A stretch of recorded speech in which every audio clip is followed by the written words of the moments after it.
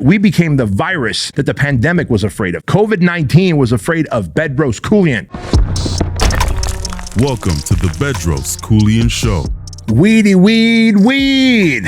Not the kind of weed that you're thinking of. I'm talking about the everyday garden weed. Guys, welcome to the Bedros Keuilian Show. I'm Bedros Keuilian, and I'm going to tell you exactly why we're talking about weed today. All right, today's episode actually is a byproduct of my trip last week to Miami and then to Atlanta.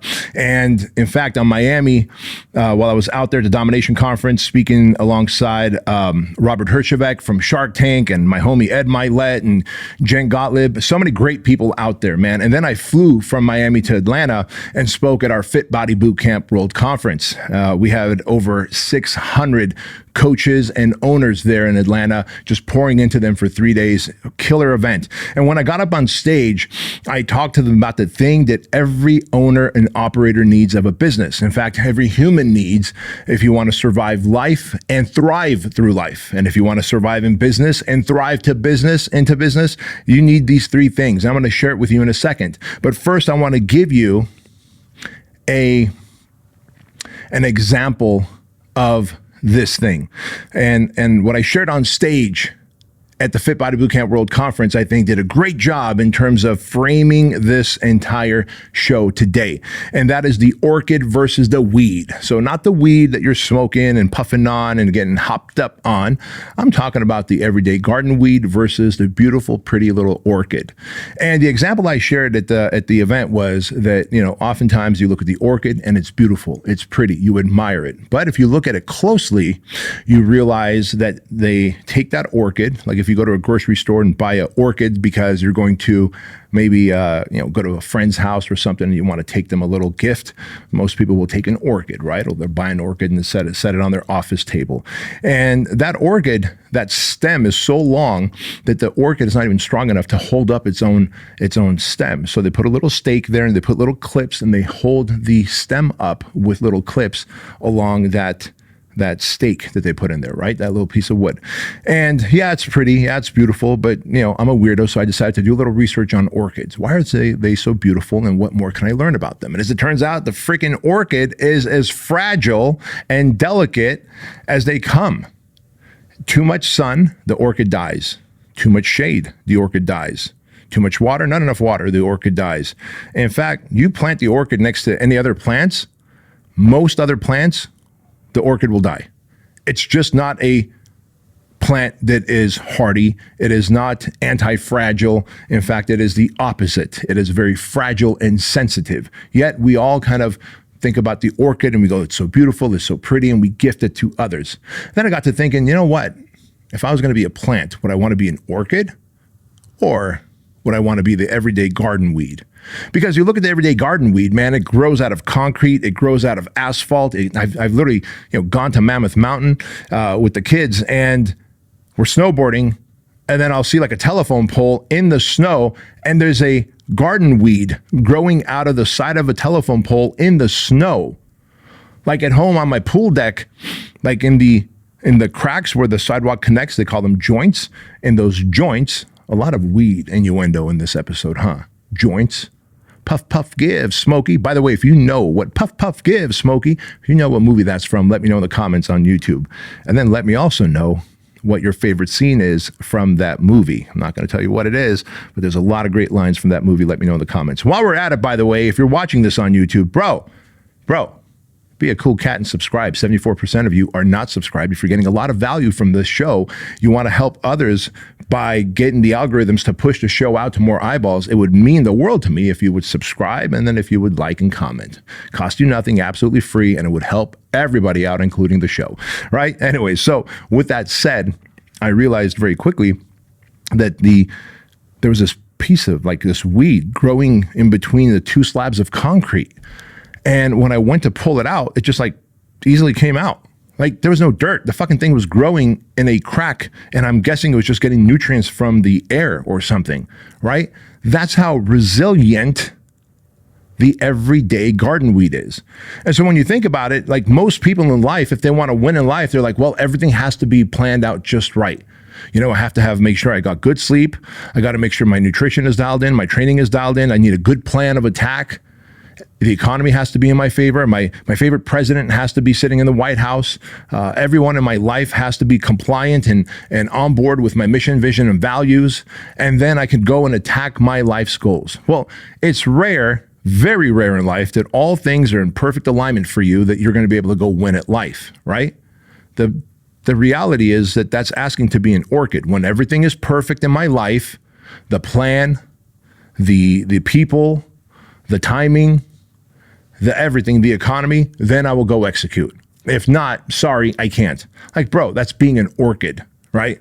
Like, something goes wrong, the orchid dies, right? I want to be a weed. Ain't got the right president, I'm still making money. I had a double hernia in December. Like, for 18 months, I was still on stage speaking at events. I was still getting after it and working out. I was still doing jujitsu.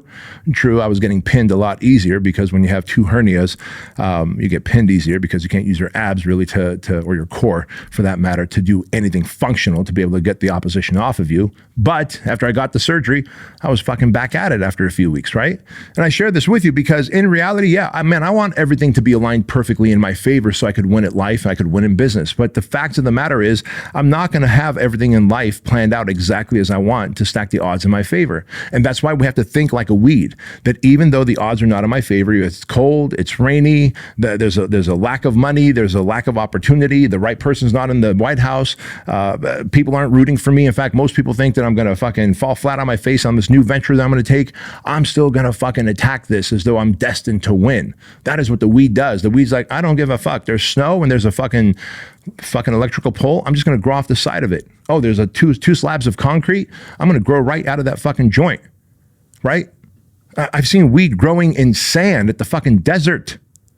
Like, it's just amazing how resilient the weed is. And that's what I want to talk to you guys about today. And so really here, I put up a post on social media and it went viral a few days ago. I'm going to read it to you. Winners are developed when they run out of money, when the odds are stacked against them, and when everyone else counts them out.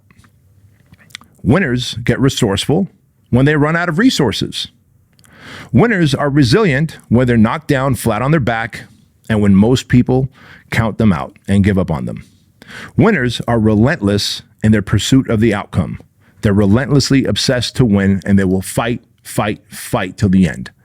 And when I put this out there and I said, hey, listen, if you want to be a winner in life or in business, be resourceful, be resilient, and be relentless. Right? The 3 R's are important. I've learned this in my own personal life when I would want everything to be perfect, because if the perfect plan didn't get executed, I go, see, that's why I failed.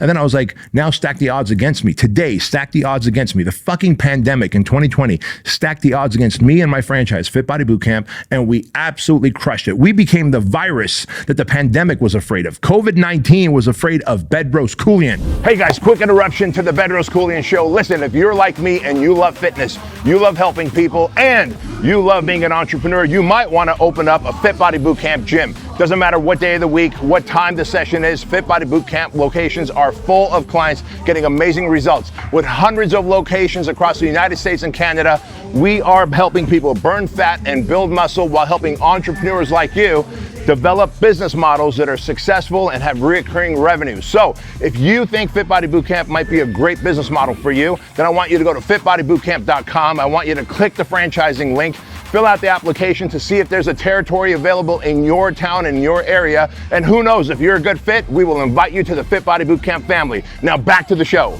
Because I've decided to flip the switch long ago that no matter the hardship, no matter the adversity, no matter how the odds are stacked against me, when there are no resources, I will get resourceful. And that's thing number 1 I want to teach you. In the absence of resources, you must get resourceful.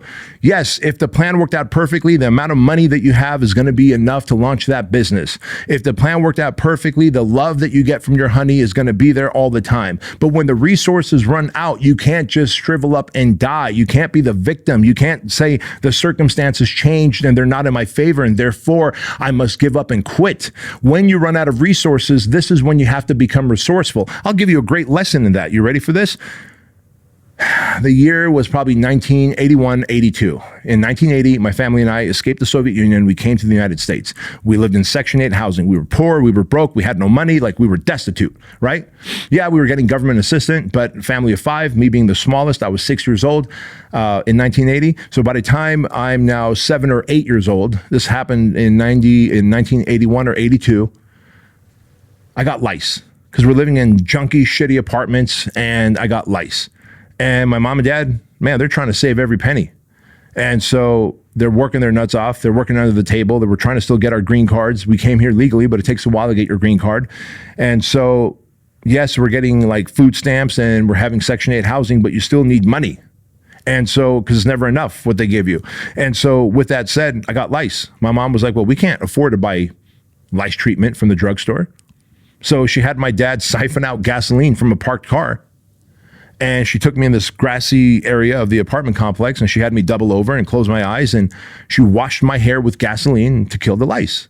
Like, in an absence of resources, the money to buy the lice treatment, my mom was like, you know what? Just told my dad, siphon out gasoline from a parked car. He like siphoned out half a cup of gasoline. She washed my hair with gasoline. Now, you might call that child abuse these days, because that's probably what this generation would do, but my mom called that love. And rest her soul, she's dead. She died a couple of years ago from dementia, and Alzheimer's took her away. But thankfully, she died with her family around her, and I miss her. And just a side note, little side quest here: if you are a child who's angry and upset at your parents, and you could be a child and you could be 30, 40, 50 years old, and your parents are still around and you're still angry at them, understand they did the best they could with what they had. They didn't get the therapy like you probably did. They wasn't a thing for them. And you could either hold resentment or a grudge against them, or you can learn to forgive the best you can and spend time with them. Because if you don't, then you will have regret when they pass. And there's really nothing you can do about that. Thankfully, I figured that out early on through therapy, and I spent time reestablishing and rebuilding the relationship with my mom and dad in a way that I felt peace in my heart. So there you go. Just a side quest for you. But it is massively important to be resourceful, guys, because it is very rare that the resources always line up exactly in your favor. Thing number 2 is resiliency, right? The ability to bounce back, take a punch in the face, metaphorically, or sometimes literally, and not to just lay flat on your back, but to be able to get back up, bounce back ability. Resiliency, your ability to overcome the hardships, the setbacks, and to stand up when everyone else would stay laying down. That is a factory installed thing in winners. That doesn't mean that they were born with that factory installed thing. They developed the ability to factory install that in themselves, right? I feel like the old version of me is dead. The new version of me was born with resourcefulness and resiliency, and this third thing that I'm going to talk about, which is relentlessness. And it's because these are muscles that you can develop. Now I feel like it's in my DNA. Resourcefulness is in my DNA. Resiliency is in my DNA. Like, I could keep eating shit and keep going. I could keep going through hardship, physical, mental, emotional, financial, and keep going. It is through decades of self-development and training and constantly exposing myself to hard things, right? It is micro-dosing hardship that got me to where I am today, physically and financially. I'm 51 years old. I'm jacked. I'm in good shape. I'm in good health. I'm successful financially. I'm massively grateful for all of that. But man, if I list off the stories of failures and setbacks and shortcuts and people ripping me off and all these things, there's a million reasons for every successful people to have failed and never become the person that they become. But it's through resiliency and their ability to bounce back, push through, and figure out that they persevered. And that third thing, guys, is relentlessness. You know, Tim Grover wrote a great book, Relentless. Every single one of you should go out and get that book and read it. Great book, Relentless. And he talks about how the professional athletes that he's worked with, from Kobe Bryant to Michael Jordan to Dwayne Wade and many others, this relentless mindset that they have. And the relentless mindset is simply this, that you will not accept defeat, period. You will not accept failure. The closest I get is accepting something as temporary defeat. Very healthy, right? Very healthy. Something doesn't work out, well, that was temporary defeat. We've done many promotions for Fit Body Bootcamp, for Fuel Hunt Apparel, for Truly Supplements, for my coaching business, you name it. My coaching clients, I've had them do many different promotions and campaigns, and that didn't work out. Does that mean that that was failure? No. I've taught them that we do not look at anything as failure. Failure only happens when something doesn't work out and then you give up and never try again. Failure doesn't happen to you. You fail when something doesn't work out and you choose not to continue on to find a solution. The relentless person says this is just temporary defeat. Temporary defeat. And that means I will get back up and fight again, fight harder, find a new resource, be resilient in the process, and relentlessly attack my goals even when my spouse doesn't believe in me, even when my family doesn't believe in me, even when the economy is against me, even when the competition just got funded $300 million, right? That is the relentless mindset of being able to laser focus in on the outcome and not on the setbacks, so that even when, despite everything stacked against you, you still relentlessly push forward. If I have air in my lungs, I will continue to push forward.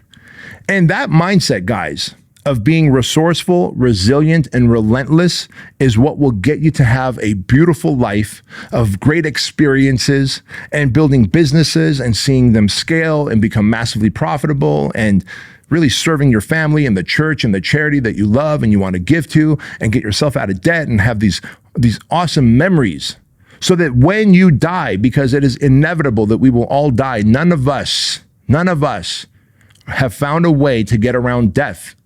It is knocking on your door just like it is knocking on my door. And when death comes, will I experience regret on my deathbed because I chose to give up, quit, not look for resources, not continue to fight, and therefore became a bad example to my next generation coming up, to my kids?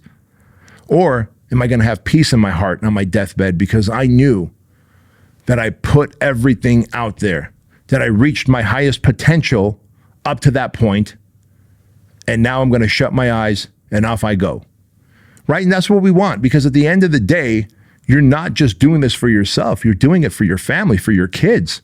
You're setting an example of either how to be a winner or how to be a cautionary tale. So I hope that you'll embrace those three things in your life, in every category of life, in your relationship, in your health, in your money, in your mindset, in your drive to find your purpose and calling. Be resourceful in the absence of resources. Be resilient and get back up when you get knocked down. And be relentless in your pursuit, even when nobody believes in you and when the odds are stacked against you. And if you got any value from this episode, I hope that you will like it and share it on social media. Take a screenshot and share it on social media. And I hope that you will subscribe if you're on YouTube, because 74% of you are not subscribed. And that means we're not reaching the audience that we want to reach. We're not reaching the dudes that we want to help. And if you take the moment to subscribe, leave a comment, and like this episode, then the algorithms will help me reach more people, and that'll do a lot of good for a lot of people. Guys, thank you for watching and listening to this show. I appreciate you all, and always remember this, that average is the enemy. Success is your responsibility, and change can take place in an instant if you are willing to flip the switch. I'll see you next time.